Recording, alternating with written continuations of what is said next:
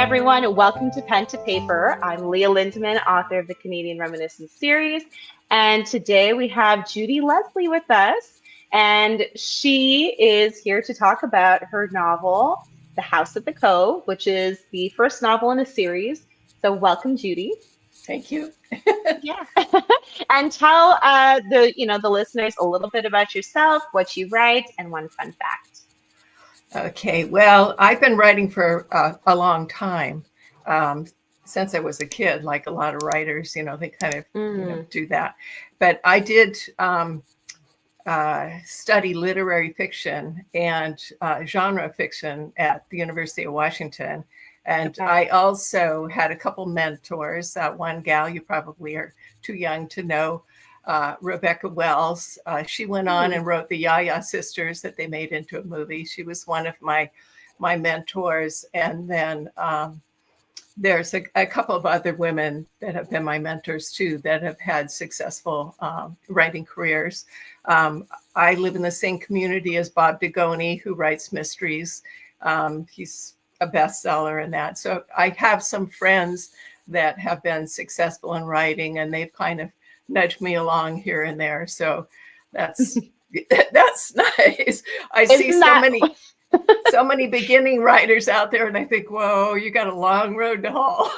Yeah, but isn't that amazing that you had that community right away? That's something that I realized I would have wished I had starting out. Just you get so.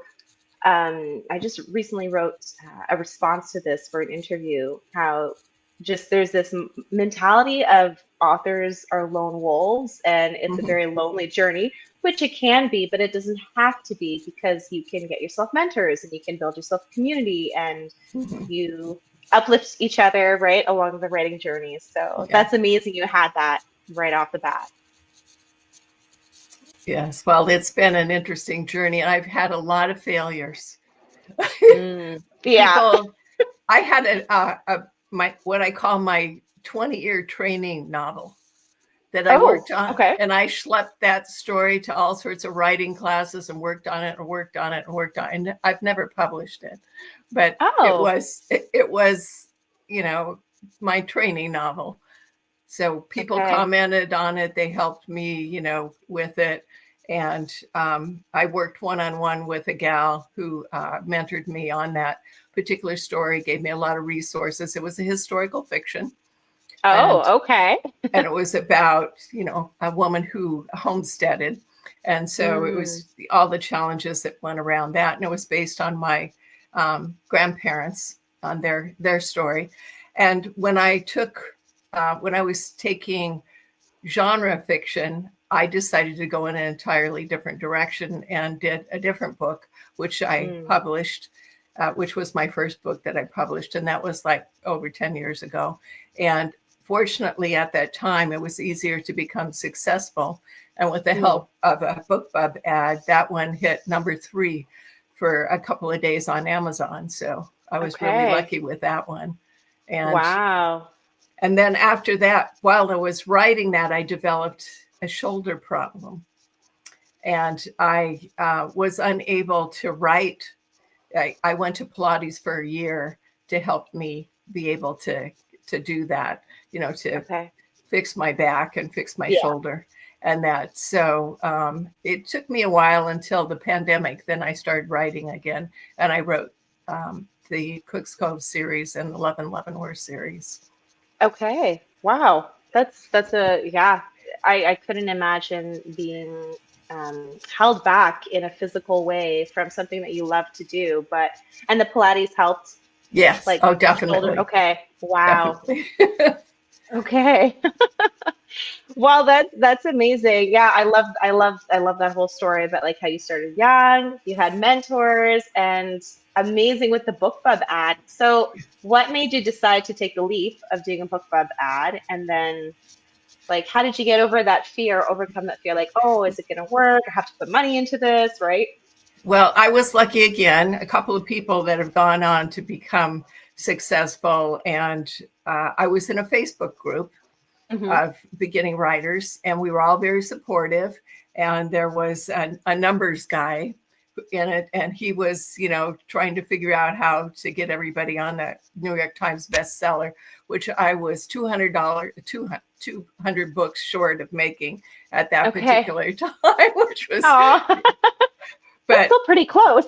yeah, he was very helpful. He told me I needed to get a BookBub ad, and I didn't know what I was doing, and I got one. And at that time, my book that I wrote then, the historical fiction, was based on a true story. Hmm.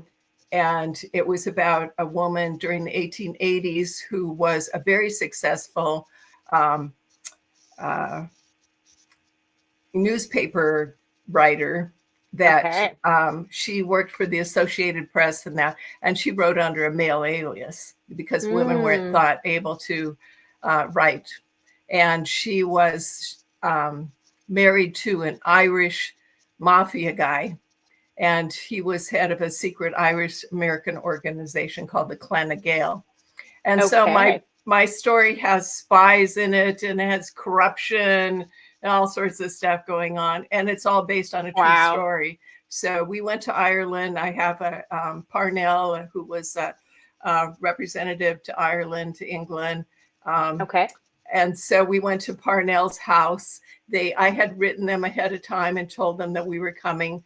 And so when we got there, it was like a Downton Abbey type of place. And they took us downstairs, and they had the place closed. They just had my husband and myself, and they had, crumpets and things for us downstairs to eat. And they Oh gave my us a goodness. tour of the house, and you're not allowed to take pictures, but they let me take pictures. Mm. Because several of the scenes of my story took place in the house. So now I had a Okay. visual. So when I described Wow. things, I knew what things actually looked like. And that was What an really amazing, cool. that's amazing. Oh my goodness. And so that book, that historical fiction book is out, correct? Yeah, it's called Okay. For the Love of Ireland. For the Love of Ireland. Yeah. Okay. That's something going on my TBR along with the Cook's Cove series. Well, speaking of the Cook's Cove series, Yes, we're here for that, right? So, yes, yes. yeah. So, House of the Cook Cove, or sorry, House of the Cove or At the At Cove the Cove. introduces readers to Jenny, right? She's a Yes. woman that she's drawn into this web of secrets from her aunt and family secrets, and she goes back to her Aunt Susan's home. So, what inspired you to create the story and the setting at Cook's Cove? How did Okay. that come to life in your writing? Like, what was behind that inspiration, and what makes the setting special to you? Well, I've had an interesting life. I'm an old person, so I've had a lot of I can experience. tell. So when I was 20 years old, I went to Bellingham. Bellingham Okay. is mentioned in my book. And I bought an antique shop, and I lived in the back of it. And Wow. I was real excited about all the merchandise. And so I did research as much as I could.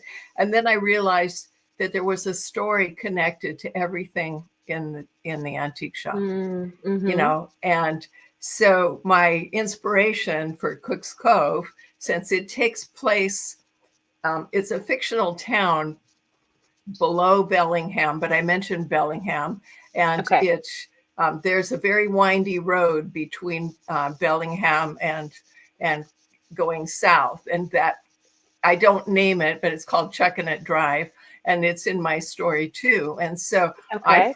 I put my story in a fictional town, but it was kind of based on my experience of living in Bellingham. And I also, after I sold my antique shop, I went and lived on the Lummi Indian Reservation, and so Oh. I have some of the in my other books in the series, I have some of the native myths, and my Mm. detective that's in the later stories is a native.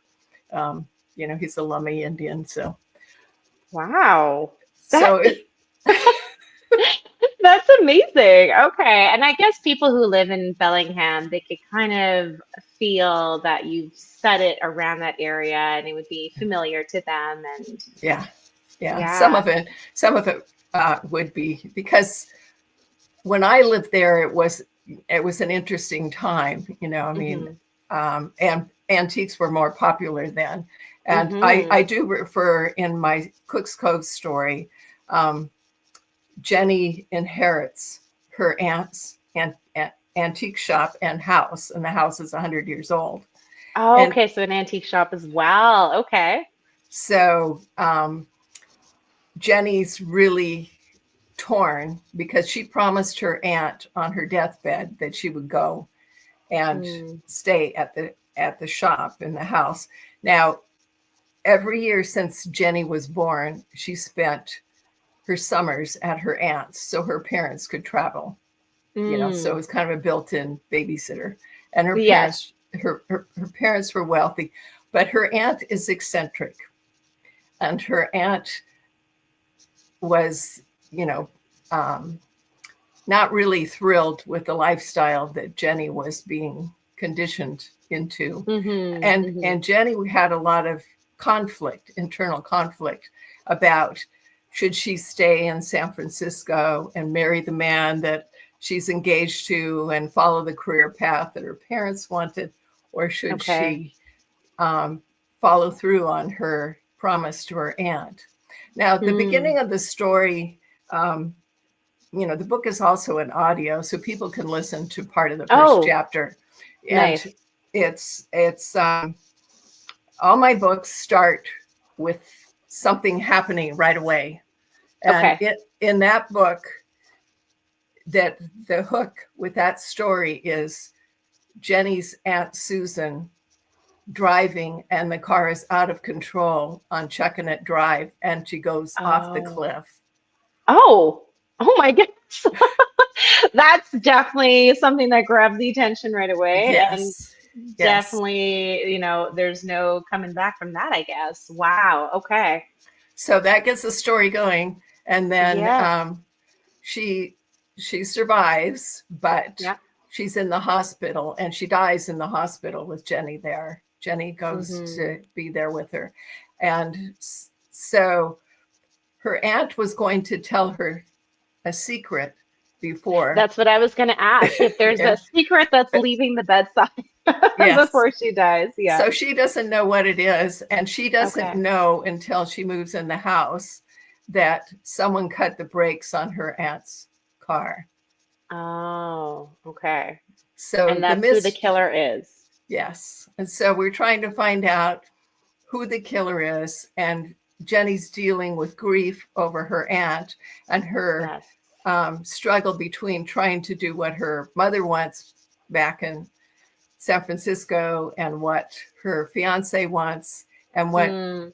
So in some ways it's a coming of age because Hmm. she finds out who she is as she Yep. explores who her aunt was and why somebody Hmm. killed her aunt. And it's a very character driven story. It has a lot of interesting characters. Her assistant in the shop who worked for her aunt is a Lummi, a girl, a Native Okay. American girl. Yeah. And she meets a man that her aunt wanted to introduce her to before her aunt died, that Oh, is an Irishman, and how fitting. he's a fiddle player, and he plays at the bar in town. So Uh-huh. when she goes there, there's a connection. For sure. Why would there not be? So it's a slow burn romance in I that love sense. that. Yeah. So they get to know each other, and he tries to help her, and she's dealing Mm. with grief, and she's also dealing with trying to solve the mystery of who killed her aunt. And it's got a lot of twists, and everybody who reads it said they'd never expected the ending. They just hadn't guessed. They were Oh, totally caught off wow. guard. Where has this book been my entire life? I love slow burn romance. I love the twists, but I also really enjoy character-driven stories. I Yeah. find plot-driven ones are great too, but yeah, character ones I find just draw me in better. So, being that it's a character-driven story, how did you handle, building that suspense, but also dealing with Jenny's grief and that Yeah. transformation that happens while she's, Yeah. taking care of her aunt's house? I think often, um, you know, Jenny's aunt is a ghost in the house, Hmm. But Okay. Jenny's not sure if she's a ghost or just her needing her aunt. Now, Mm, if anybody has lost anybody close to them, sometimes they feel that person at different mm, times.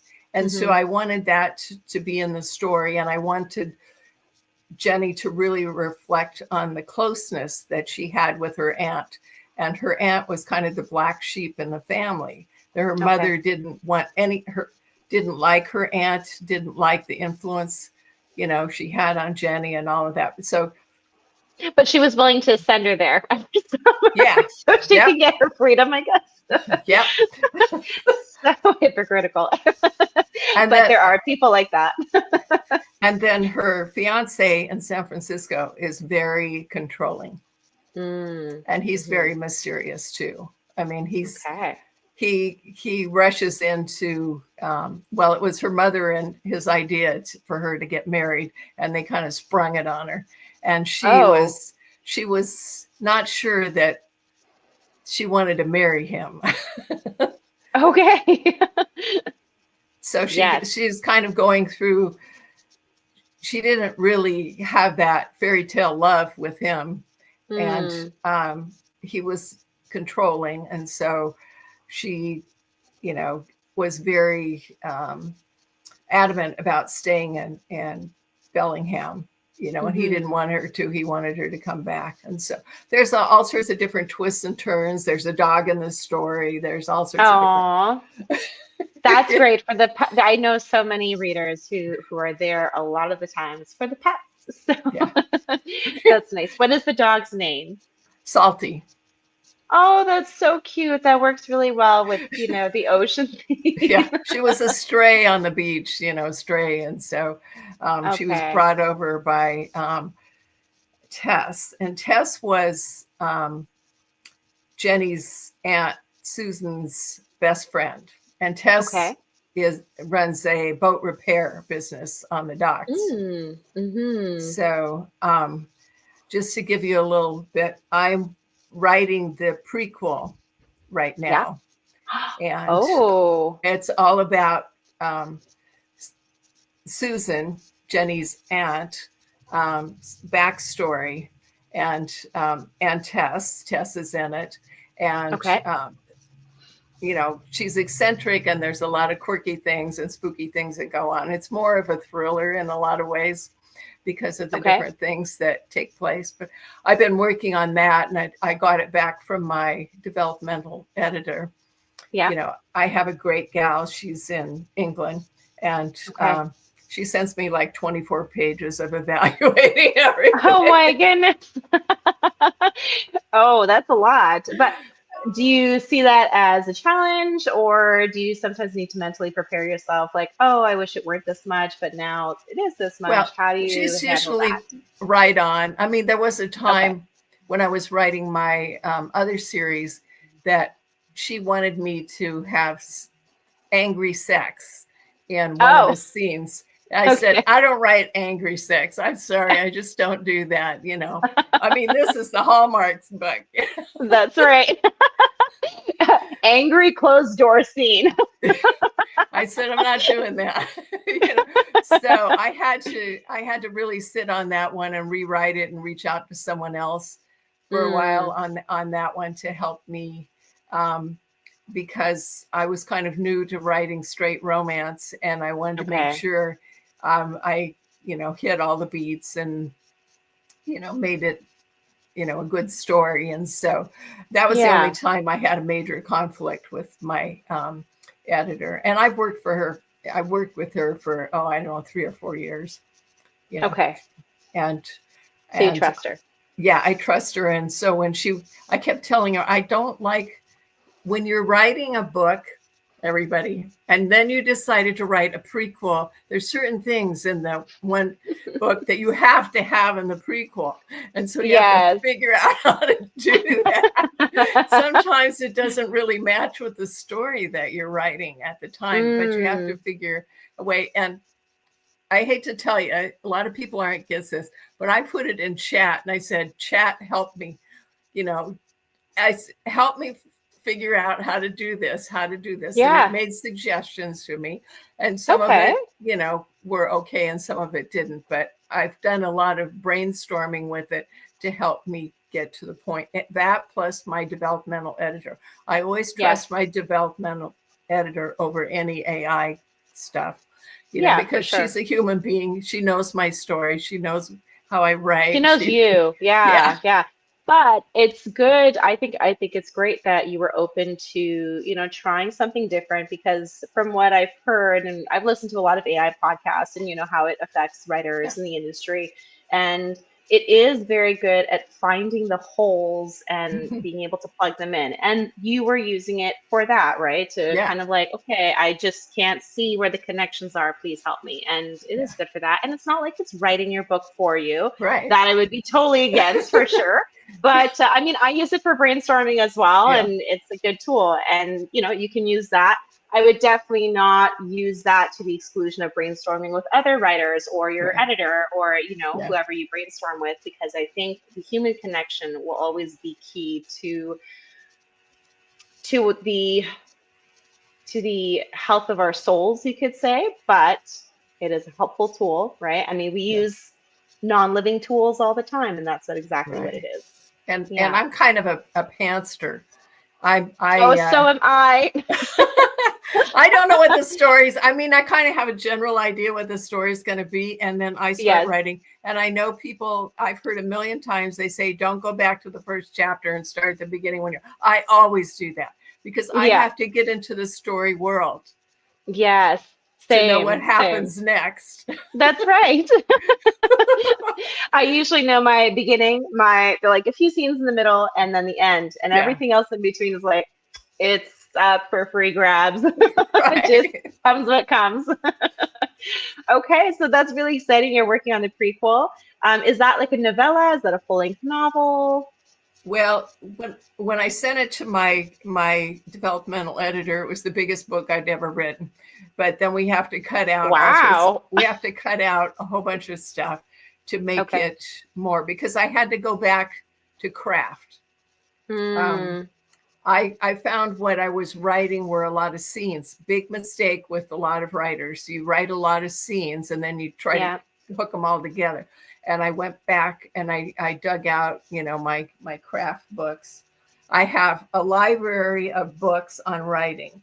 And I see whenever I that. get stuck, I pull something out. It's much Okay. easier than doing all that online stuff.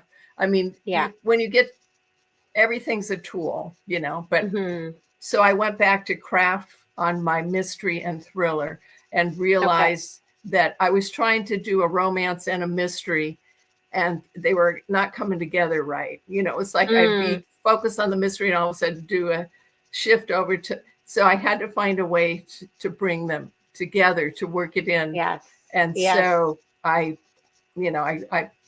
studied my mystery craft book Okay. and so then I got it. My plot lines and my plot points Yes. all figured out. So I'm working on that now. Okay. And did you find that because they weren't coming together correctly, did you find that one had to take slight precedence over the other?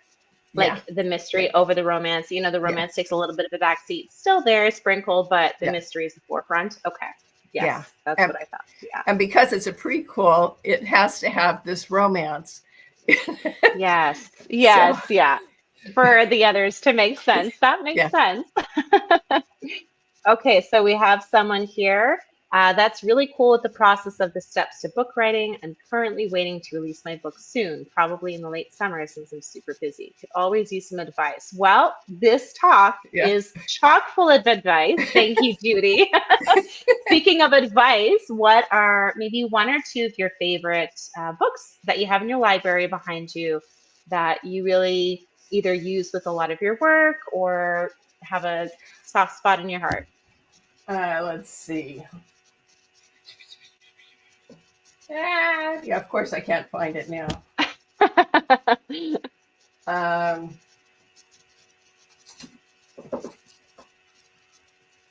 this came. She's got another one.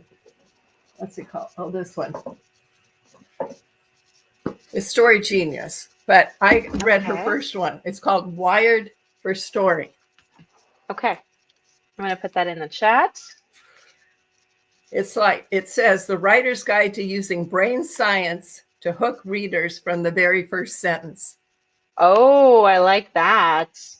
Okay. I gotta get that book. I'm gonna add this to my own TBR here. Hold on. That So sounds I good. think this one is better than her second one, but she Okay. goes into some more areas about writing. It's called Story Genius. It's by Lisa Okay. Crone, Cron, Crone. Okay. And what she does is make the story interesting. She talks about people read to find out what's going to happen next. Mm-hmm. That's right. And so they're curious. So you need to put in things that spark their curiosity. Mm-hmm. Especially in a mystery, right? Where you're Yeah. constantly looking for the next clue or like the next realization. Yeah. But Yeah, it applies to anything, even in for sure. my romances. Mm-hmm. I start with an inciting incident in For all of sure. them. Yes. My favorite one is called Heartstrings in that series, Okay. and it begins with a man, my my male character, love interest in it, at a graveyard, and he's putting roses on his mother's grave, Mm. and he's apologizing for not being a better son, and Mm. he had gone through rehab, and he was doing his 12 steps. And so he Okay. was going to apologize and make amends to all the people he hurt. And so that he apologized to everyone except for the woman that he loved. Oh, wow. So that's That's a good scene. so that's the first chapter of that story. So, Okay. and he was a famous country western singer. Oh, okay, even better. So like a prodigal son theme coming in. Okay. Yeah, yeah. But Wow. he destroyed all of that by getting drunk and running into a tree and almost dying in the, Wow. because he was miserable without her. Oh my goodness. So it's a second chance romance, and it's very Yes. heartfelt. Um, I had people reach out to me who had, one woman had a son who had been, you know, in rehab, and it was dealing with alcoholism and that. And my character is dealing with that in the story, but he's trying to be a good person, but he's being tested all the time. And Of so, course. you know, um, it's a very heartfelt story. All my Love and Leavenworth ones are, have an emotional beginning, that hooks you about the different characters where you want to know more about the story. Yes. Well, for sure, we'll be putting, those links down below in the description once I re-upload this. It is live and it's on the channel, but I will kind of re-upload it as its own separate file, and we'll put all that in for sure. That sounds amazing. All of the books sound amazing. Like, and you have quite a bit of a backlist, so people could really jump on your name and Yeah. just be like, okay, let's just read all of Judy Leslie's books. Well, that's one thing I learned. I wrote The House at the Cove 4 years ago, Okay. and I released it. I've totally rewritten it. It was called Cook's Cove, actually.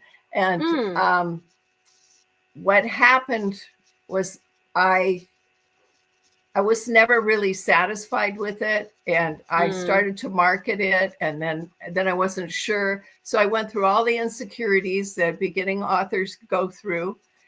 Did I make the right choice? Blah blah blah.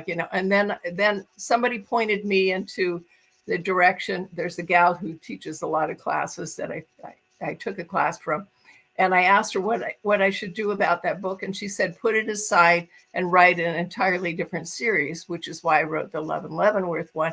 And then I went back and I rewrote that, and I wrote all the other books in the wow.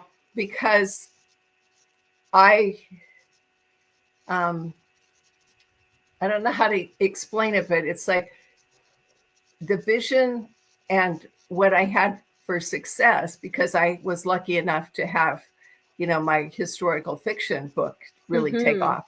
I felt like a failure because my other book didn't do the same thing. But part Okay. of it was because I hadn't, I didn't have a clear vision of what my genre was. It was kind of a Mm-hmm. mixed match of literary fiction, romance, mystery, thriller, blah blah blah, all this stuff. And Yeah. I didn't know how to market it. I didn't know really what it was, and so I had to put it aside and learn Okay. more, and then come back to it, and then rewrite it. And like I said, now I have 450 reviews on Amazon. Mm-hmm. A lot. Most of them are 5 stars. So I needed to rewrite it and make it the best it could be Yes. to get it out there. But a lot of beginning authors make that mistake, and even though I've had years of writing experience, I make those mistakes too. But that's going back to community. That's why you have your writing community, right? To kind of help you see, oh, maybe this, why don't you try it this way? Or as that person said, put it aside, do something else. And yeah, yeah, that's right. I mean, I know we always kind of have this idea of, oh, we're going to write our book. It's going to be a bestseller. It's going to be 5 stars all the way. But, there's a lot of there's different factors that can come in the way of that. Sometimes it's our work that we need to just work on it a little bit more, or um, it's also books. Your books aren't meant for everyone, right? It's Right. not everyone's gonna Right. love it, so you have to understand that. Yeah, yeah, but Yeah. you have a very good mentality about it, and it seems like a very smart decision for you to put it Yeah. aside, come back to it, and look at it. Now you have all four. You're working on the prequel, so that's Yeah. an amazing story there. Yeah. And you need to write a lot of books if you want to make any money. Yes, exactly. Yeah, because if people enjoy your book, then you're like, so where's the rest? Yeah. Yeah. I Yeah, know. for sure. I had to do that with The House at the Cove. And then Okay. the second book is No Place to Hide, Yes. because I end it with a little question. I wrap Mm-hmm. up the story's complete, everything's happy, but I leave it with a question. And then I Yeah. start the next story, and the next story continues, with Sean and Jenny. And Mm-hmm. that one is another one of those. They're really tested. They're really tested, Mm. their relationship, and they go through an awful lot to pull it off. And it has a twist at the ending again that Of everybody's course. it was like, whoa.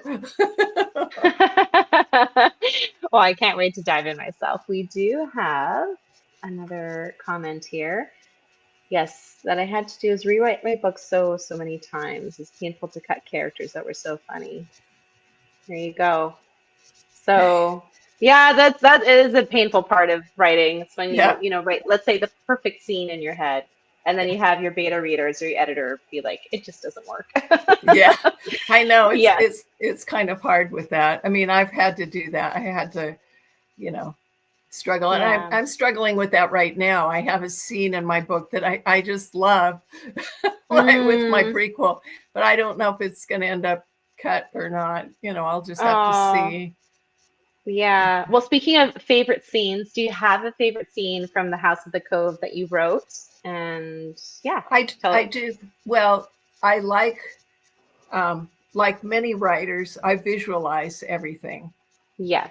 when I'm writing, and I'm in my story world, and it's like directing a play. Mm-hmm. You these are real people to you, and Yes. so you want them not to be cardboard. You want them to have feelings and have personalities, and people can relate to them, but you like them. You That's like right. them, and so it's kind of hard to say because there's several scenes in the story, but I think when Jenny and Sean first meet, and it's Mm. and it's awkward. He's playing, Oh, and is it? she's went to hear him play at the bar, and she's kind of intrigued with him. And Tess is playing the accordion, Okay. and they're doing Irish jig, and they're doing Cajun music, and they're doing, so they're having a good time at this bar, and and Yeah, I want to and go. and she Tess wants to introduce her to Sean after. Mm-hmm. So she goes over to meet him, and she feels really awkward because he's awkward to her. He knew her aunt. He was good Yes. friends with her aunt. And Yeah. he reaches out and wants to hug her because her aunt has just died. But he doesn't. Oh. He's trying, he cares deeply for her grieving process, Mm-hmm. and he's heard stories about her for years, and she doesn't know Mm. this. She doesn't know that it was really close with her aunt, and that saw pictures of her when she was a little kid and heard all these stories about her. So he's got a whole history in his mind of who this woman is. Okay. And so he cares for her, on many different levels, and she's kind of taken aback that Mm-hmm. her guard just falls down, and she just is trying to fight the tears back because he's so compassionate towards her. Oh. I know, it was like trying to write that without it being corny, and Yes. trying Yeah. to show that. And then there's several other scenes between them, where they're dealing with, Sean has his own issues. He has his Okay. own secrets, his own Mm-hmm. wounds. Yes. And so he's not ready for a relationship. And Mm. she's kind of taken by him and would like to have a relationship with him, When but she's in a he's relationship. yeah. So she has to get out of her other relationship, which kind of goes through all that's Yeah. that stuff. But at the end, it's a slow burn. They get together. Yes. Everybody knows that and reads the story that they're going to get together eventually, but it's just all the different stuff. And then Yes. when they finally get together, that was a fun scene to write too, because the awkwardness, she had just gone Mm-hmm. through a lot of stuff, and he confesses to her about his life, that she didn't Mm. know, his Yes. Yeah. secrets. So Okay. it was fun. Yeah, it sounds like a lot of fun. So I'm guessing that means that he did not grow up in Cook's Cove, right? Because then they would No, have met at he some was in point when Ireland. she was there. He grew up in Ireland. In fact, the second book, he goes back to Ireland when his father dies, and Okay, okay. so he's has to struggle with his feelings for Mm, her, and okay. because they broke up, you know, and so he has Oh, to deal with that. And then there's um, a tragic event that takes place with Jenny, and okay. he takes her to Ireland after that to help her heal. And Hmm. he's got so she has to deal with her own demons when she's in Okay. Ireland with him, and she meets his sister and his aunt, which is eccentric just like her aunt was, which Ooh. is a little bit of a, he calls his aunt a witch, and she denies the fact that she's a witch. Oh. But there's some sort of, you know, magic to her. And she lives in Uh-huh. a little house in Ireland near the cliffs. And Okay. so Yeah, Jenny's fits the there for a vibe. while. Then they come Mm-hmm. back. Okay. And then they deal with a whole new set of problems. Wow. Well, it sounds like, yeah, it sounds great. I can't wait to read, well, the first one, going to the second one. So you said there's four in the series, right? 5. Oh, there's five. Let's Okay. see. Let me see. And, oh, No, 4. 4. I have the next one is the Strokes of Desperation. The okay. third one. This is Okay. this is Jenny's best friend, who's an artist, Oh, who yes. finds a locket and starts painting the memories of the girl who Oh. wore the Oh, locket. wow. And the girl starts taking over her mind. And so it's strokes Ooh. of desperation. Yeah, going So through some possession. yeah, so This sounds interesting.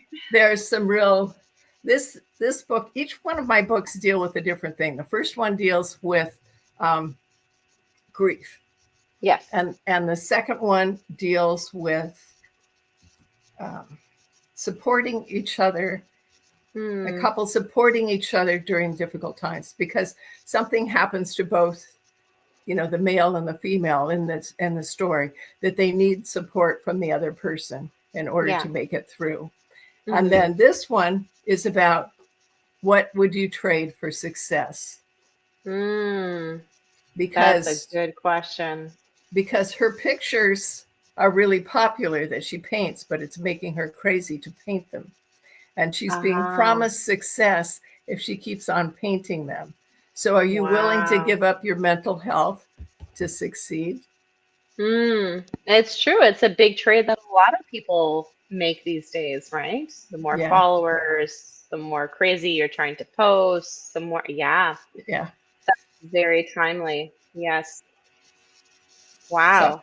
and then Oh, the next one is Taken from the Sea, and it's okay. about a gal who um, inherited part of her father's company when he died, and he was in Mm-hmm. a shipping business, and she doesn't want any part of it. And Mm-hmm. but there are some bad guys who want part of the business, and so they want her to sell her stock so they can take over the company.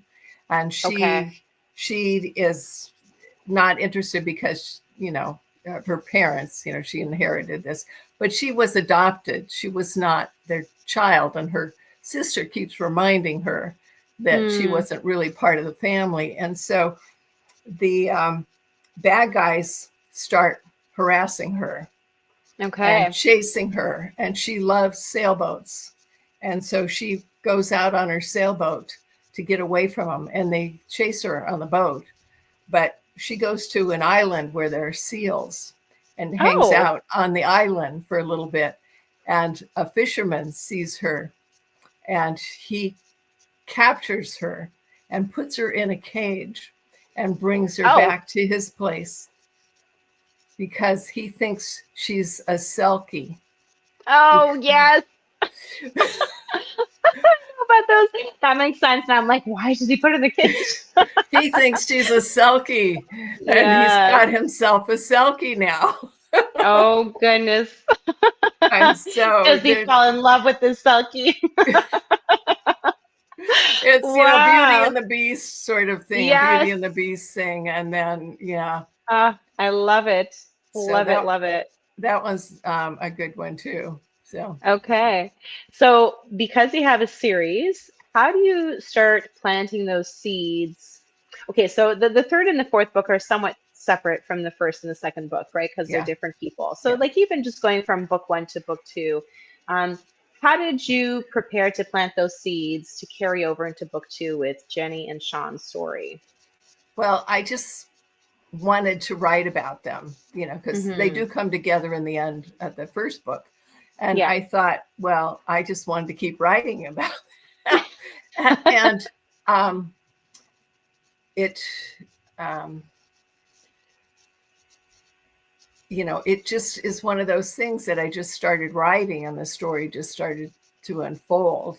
And then Mm, it dealt with a trauma that Jenny goes through.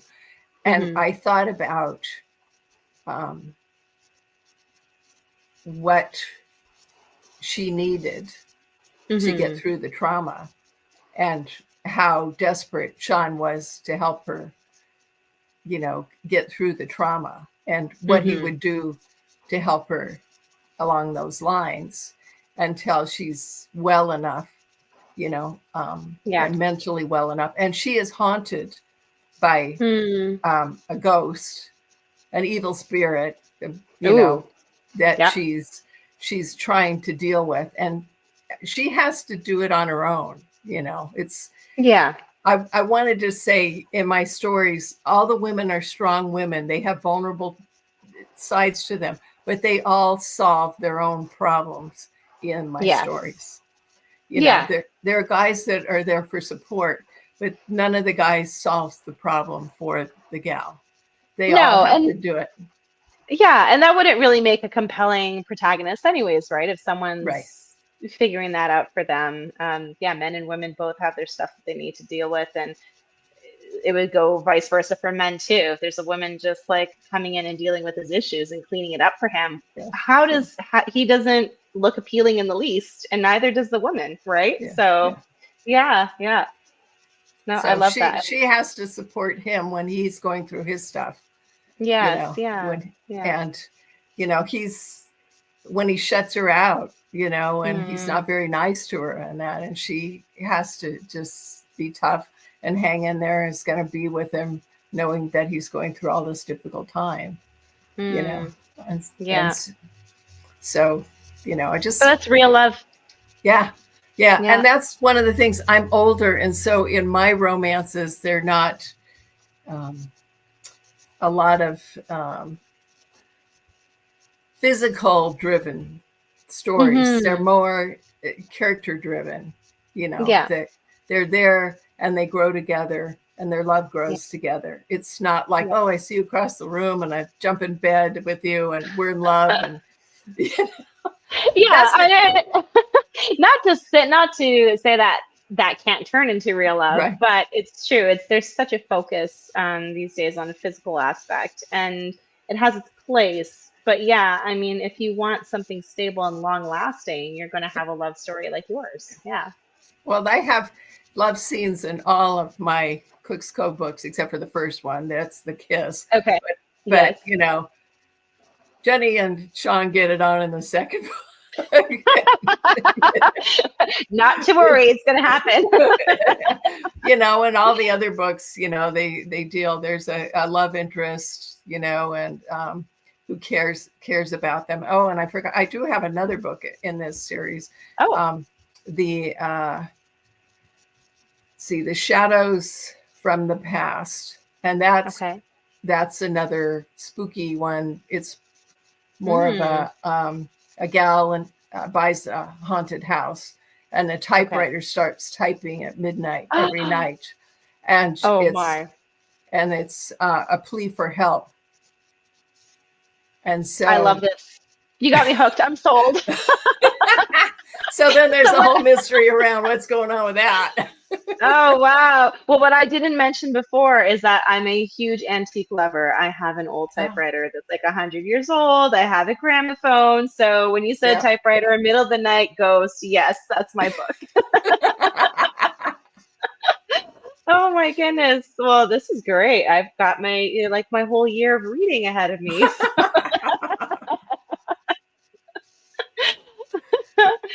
That's so exciting. Wow. And that one is called Shadows from the Past, you said. Yes, yes. Okay. Yeah, Okay. she's running away from an abusive relationship. She was married to Mm, a guy who was abusive, and so she changes her identity, and she gets a new okay. haircut, new name, moves to Cook's Yes. Cove, and then Okay. buys a haunted house. I would take the haunted house any day over the other set of problems. Well, that's great. So, obviously, you write mystery. What is one thing that you most find rewarding as a mystery writer? um, Having a twist at the end that people didn't Mm, expect. I mean, even in that story with the haunted house, it has a twist at the end.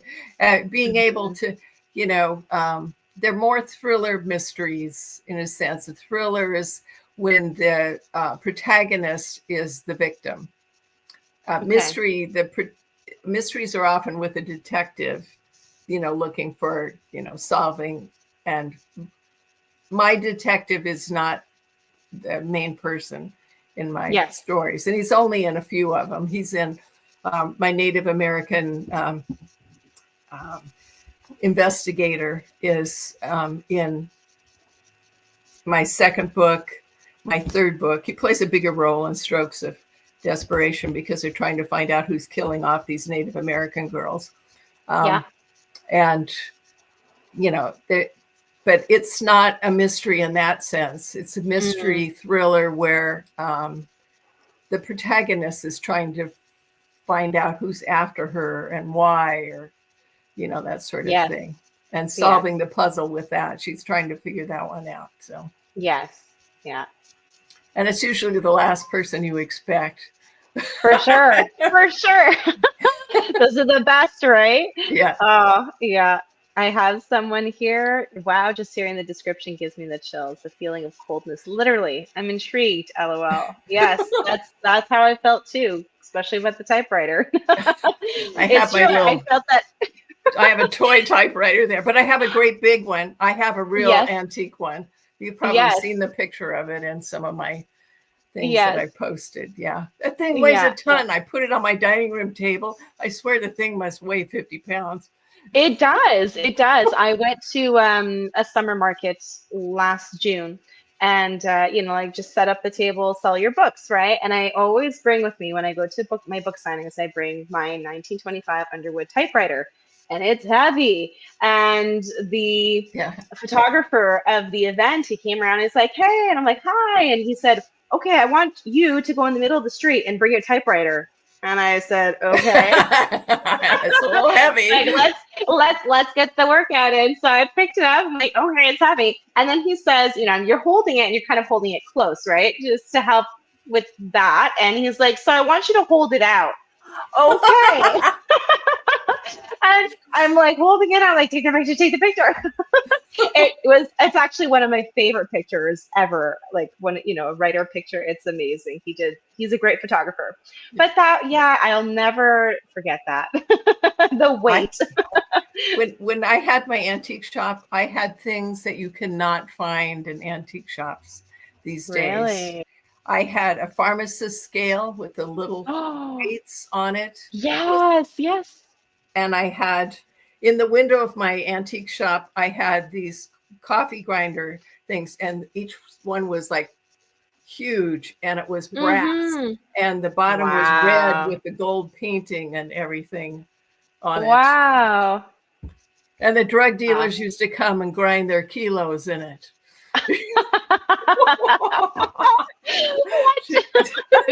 To make their little baggies, they put the pot in. Oh my goodness. And it was it's crazy.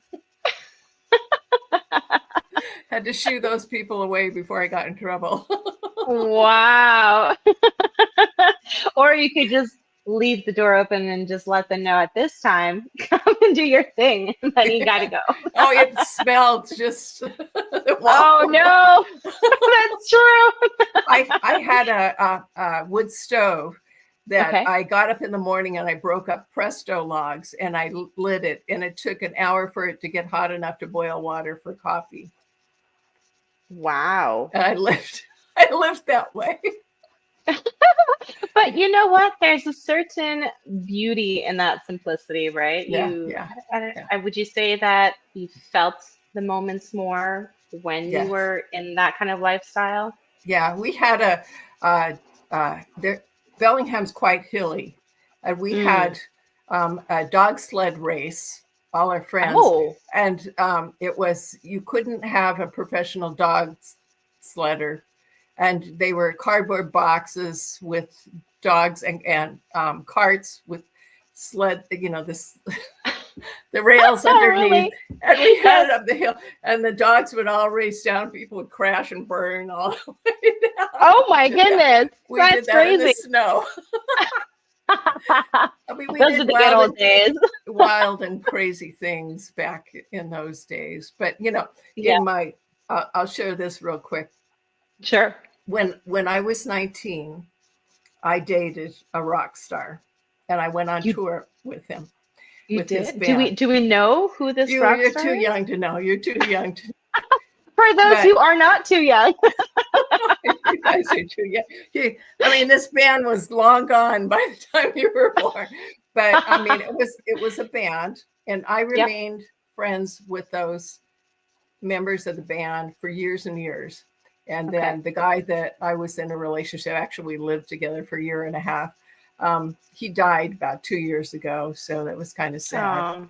Mm. But yeah, we had a good time back in those days, and it was fun, and I got to see all the behind the scenes stuff. And so Yeah. in my story, Heartstrings, I was able to put a little of that flavor in because it's not Yes. as glamorous as everybody thinks it is. No, no, it's not. I mean, yeah, everyone thinks like, oh, Hollywood, it's so glamorous. Not that I don't think so. Like all Yeah, those long hours and all that yeah, specific stress that goes with that industry. So I'm sure it's the same for rock stars and musicians and yeah, well, yeah, so it is life, right? That is life. yeah. And whatever industry you're in, even as a writer, a lot of people think, oh, it's so poetic and it's so Oh yeah, beautiful. And, it's just this idyllic lifestyle that you lead. Not necessarily. We have our own set of issues and problems too. yeah. So, It's a yeah. passion because let me tell Yeah. you, if it's not your passion, don't do it because it's really hard. For sure, for sure. I think the passion that people see for what they do, whether you're a rock star or you're an actor or you're a writer, that is what touches people who see you and they're like, wow, you're so passionate about what you do. So it must be glamorous. It Yeah, must be amazing. Which, yes, to the people who are living it, it is. But I think that's what they're looking for more than anything is, oh, not so I can be a writer like you. Maybe that's not their passion. It's to find that thing in their life that strokes that passion yeah, in their own life, right? And that's what they're looking for. So, yeah, yeah. And yeah. it's important. I mean, I've had people tell me, it's like, why are you doing this now? Why aren't you just Mm, kicking back and enjoying life and all of that? And I was like, well, this is what makes me happy. This is yeah. what I love, hanging out with my characters and that. I mean, and right now, especially what's going on in the world, what better place to be than hanging out with your friends and your stories? Exactly. Yeah, that's it. That's it. So for anybody who is, wanting to write mystery, newer authors, or maybe, they are an established author, but now they're wanting to jump into the mystery genre, what would be one or two pieces of advice that you would give them that has helped you? Read books on how every genre has its beats. You Hmm. know, Yes. romance has their, three dates and a disaster, that kind of stuff.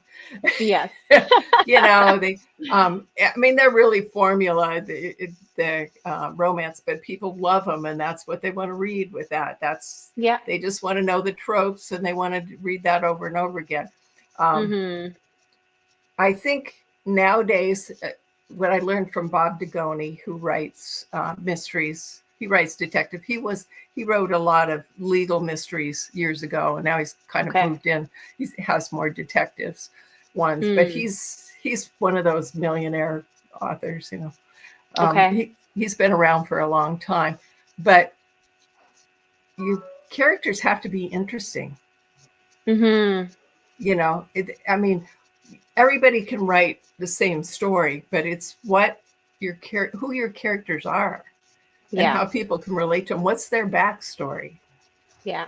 Why are they doing what they're doing? Why should a reader read your story when it's almost the same as somebody else's story? What makes a Hmm. difference?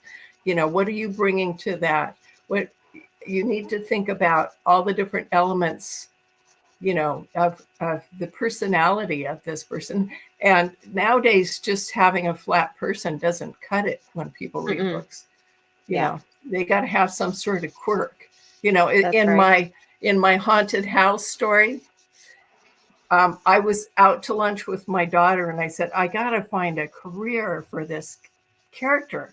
Everybody's got to have a job. Yeah. Yeah. and and so she had a job. I said, this my character has a job in the city, and now she's, and some when she got married, she had to leave her job because of her husband, blah blah blah. I said, what could it be?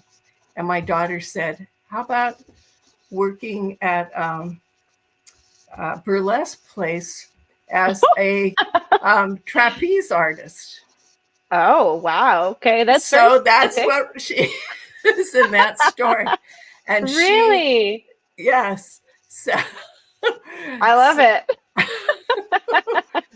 so I made her an interesting person. And then Yes. I wove in not just that, but I wove in her swinging on a chair, on a Mm. swing when she was a child and trying Hmm. to touch the stars.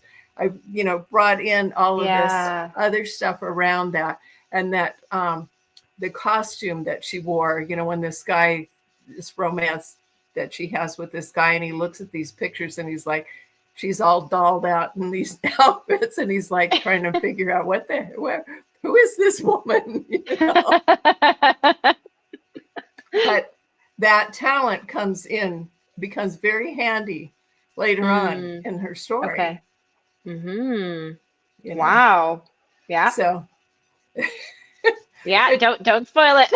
no, but I mean, you have to make your characters not just, I Yeah. mean, unless you're writing that story, the boring lady with the cat sitting in the window watching everybody go by.